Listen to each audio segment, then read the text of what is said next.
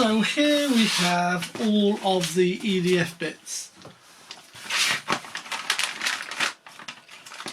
So we've got the housing,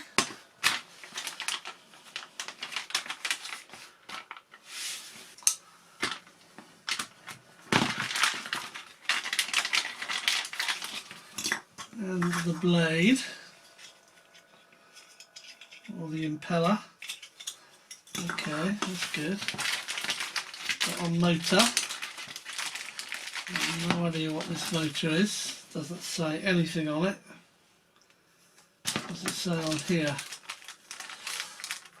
Okay, this is a CP400/5100. Doesn't mean anything to me. What have we got in this little bag? Oh yeah, we've got some screws as well. Let's cut this open. Let's see what we've got. Okay, that's quite good. So you can see the motor cables are red, yellow and black, or red, black and yellow. So here we've got red, black and yellow, so we can identify those on the speed controller. We have some little bullet connectors to connect into the motor, and we have two mounting screws. The speed controller.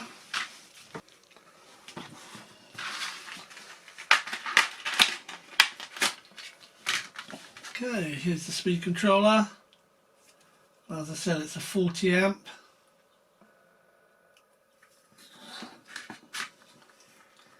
It too has connectors. And I'll be putting an extension on here and putting an XT60 on the end. And this is a impeller hub set.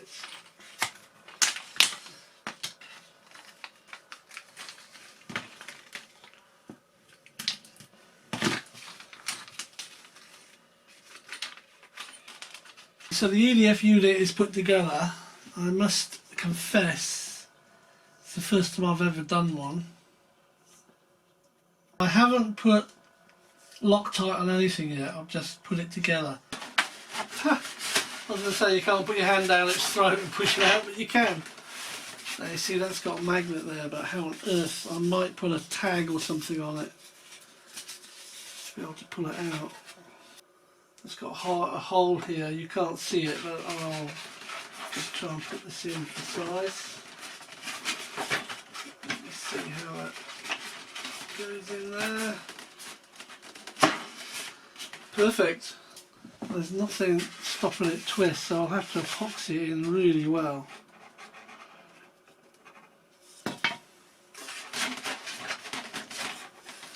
What there is in here, you can't see it, but a lot further down in the body there's a hole that I can run cables down. I don't know if you can see that. There's a hole there, and I can put my cables up there and they'll come into this top section. It's going to be really hard to do. Yeah.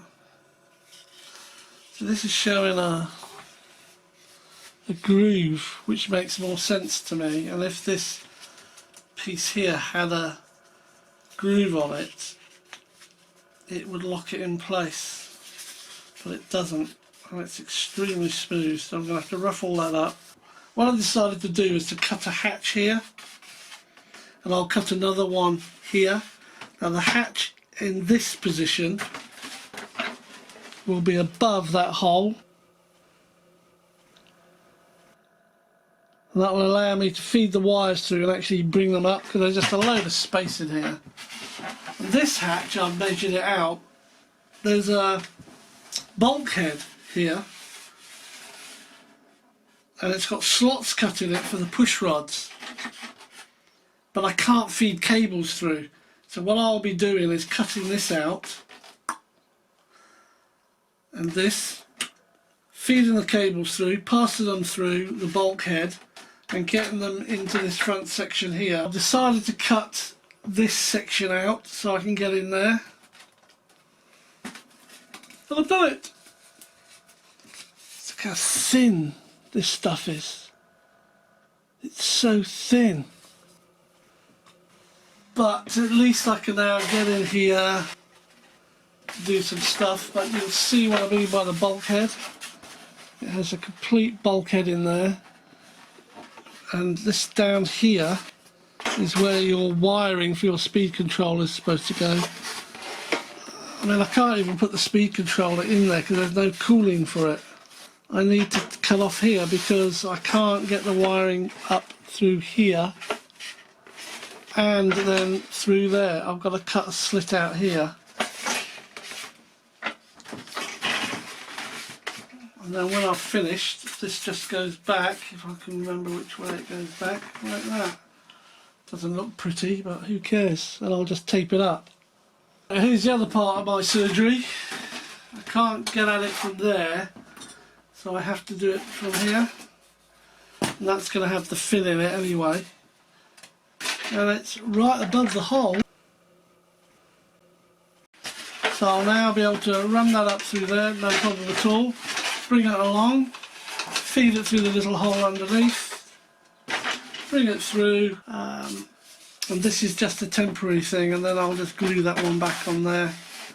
I'm not bothered about the marks, I'm not going to paint it or anything. And then this one will go back over there. Here's the shark's top or back. And I've almost finished but not quite. First obvious thing is this is a 40 amp speed controller. There's no cooling in here whatsoever. And I'm reluctant to put that speed controller behind the electric ducted fan unit, so it's actually in the flow of the output that comes through there. It would also have to come back quite a bit.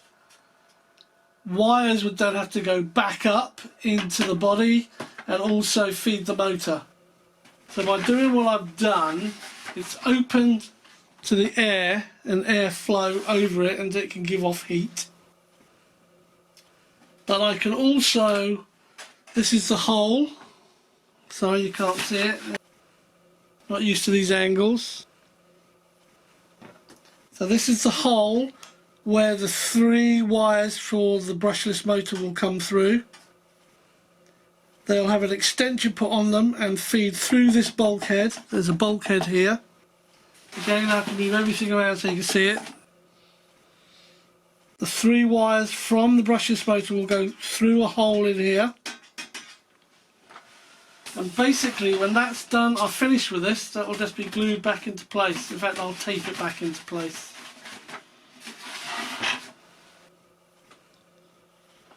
They will run into here and connect up to these 3 on the speed controller. And I've got the power for the speed controller with a connector on. They will connect into here as well. That will then just get taped back into there. This is the battery compartment. I'm having the receiver tucked away up here. So that's the throttle control. There will be a servo here for the elevator. And there will be another 2 wires, 1 for each aileron, coming into here. Then have the rest of this open to get my 2200 milliamp battery into the nose and to balance it out. That will also ensure that there is nothing at all restricting the air intake for the electric ducted fan or the output of the electric ducted fan. All I need now is some electric cabling to do my extensions.